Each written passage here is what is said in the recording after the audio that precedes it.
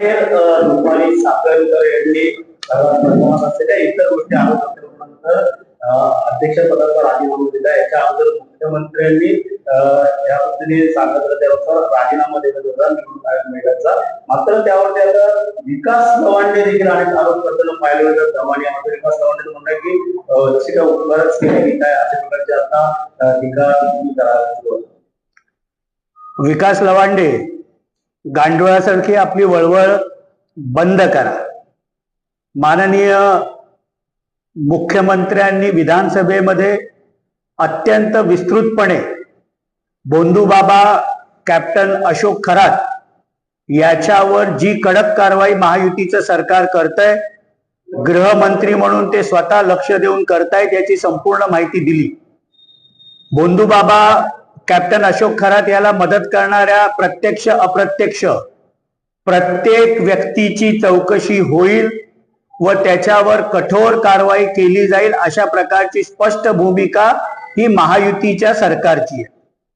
रुपाली चाकणकर यांनी राष्ट्रवादी काँग्रेस महिला प्रदेश अध्यक्ष पदाचा देखील राजीनामा काल दिलेला आहे। निष्पक्षपणे चौकशी झाली पाहिजे आणि बोंधूबाबा कॅप्टन अशोक खरात याच्यावर कठोर कारवाई झाली पाहिजे ही राष्ट्रवादी काँग्रेस पक्षाची भूमिका आहे। मात्र असं असताना सुद्धा उपकारच केली काय आणि येणाऱ्या काळात पाहिलं गेलं तर विधान परिषदेसाठी तर आता कुठं त्यांचं सोपं दिलं नसेल असे देखील त्यांनी ट्विटच्या सांगितले। स्वतःच ठेवायचं झाकून आणि दुसऱ्याचं बघायचं वाकून ही प्रवृत्ती राष्ट्रवादी काँग्रेस पार्टी शरदचंद्र पवार गटाची राहिलेली आहे। पहिल्या दिवसापासून सातत्याने आरोप विकास लवांडे करत आलेले असते। आज तर त्यांनी प्रांताध्यक्ष खासदार सुनील तटकरे यांना सहआरोपी करा अशा प्रकारचा आरोप केला।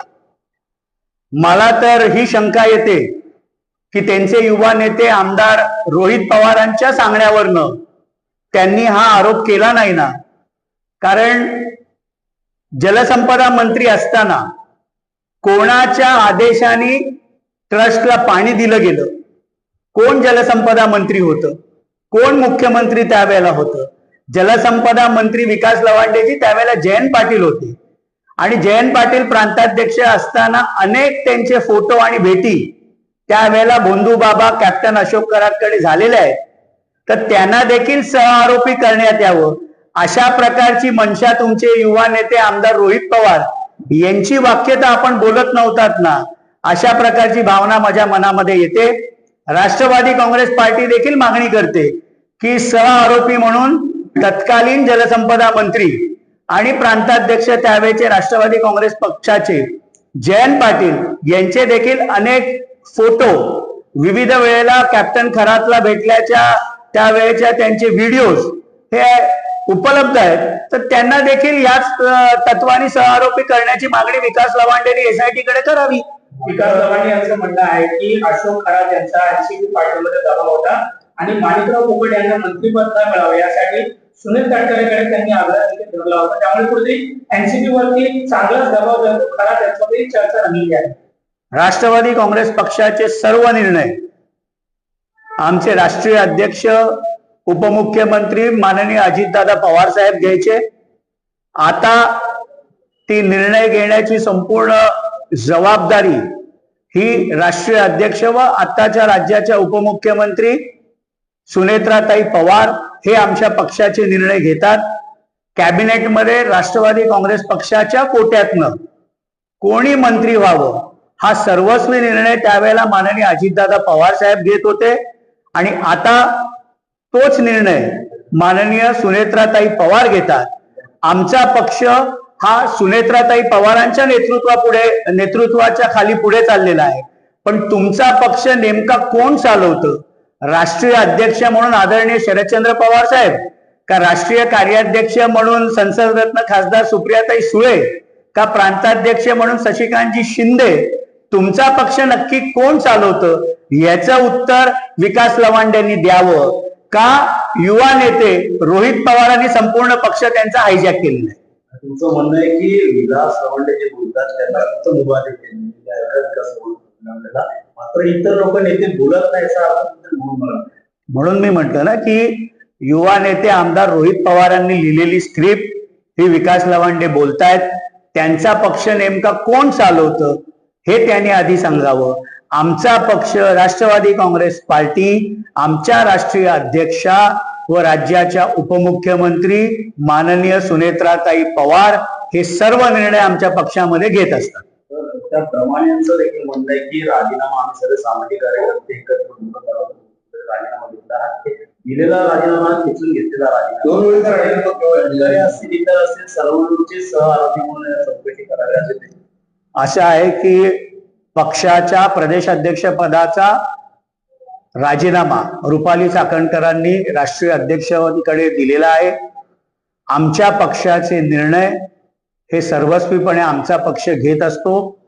अंजली दमानियांकडे किंवा बाकी सामाजिक कार्यकर्त्यांकडे जे ज्या काही ह्या विषयामध्ये भोंदू बाबा कॅप्टन अशोक खराताच्या बाबतीत माहिती असेल तर त्यांनी ती SIT ला द्यावी.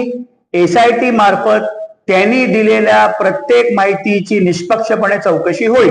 मात्र 450 कोटी रुपये संपत्ती कुठून जमा केली याची देखील चौकशी करावी असे अनेक नेते त्या ठिकाणी सुषमा अंधारे थेट सांगितलेलं आहे की आरोप केलेला आहे की निलेश चाकणकर आणि चौधरी नावाच्या व्यक्तीसोबत 450 कोटीची कंपनी आहे.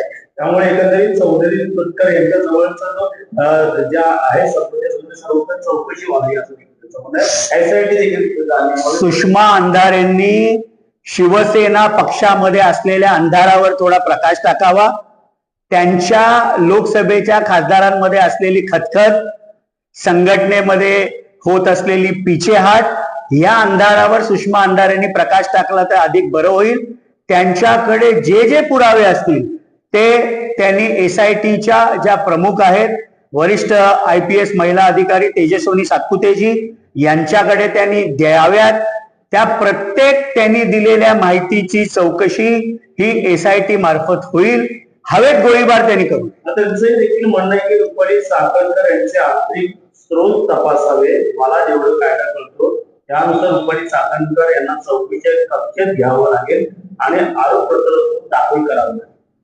विधानसभेमध्ये माननीय मुख्यमंत्री देवेंद्रजी फडणवीस साहेब ज्यांच्याकडे गृह खातं आहे यांनी निवेदन करताना सर्व लोक प्रत्यक्ष अथवा अप्रत्यक्ष भोंदू बाबा कॅप्टन अशोक खरात याला ज्यांनी ज्यांनी मदत केली या सगळ्यांची चौकशी होईल. मग ते राजकारणी असतील, वरिष्ठ अधिकारी असतील, सगळ्यांची चौकशी होईल. अशा प्रकारची स्पष्ट भूमिका युती सरकारने गेले. ज्या ज्या सामाजिक कार्यकर्ते किंवा राजकीय पक्षांकडे जे काही पुरावे असतील ते त्यांनी SIT ला जरूर जाऊन त्यांनी तिथे द्यावेत.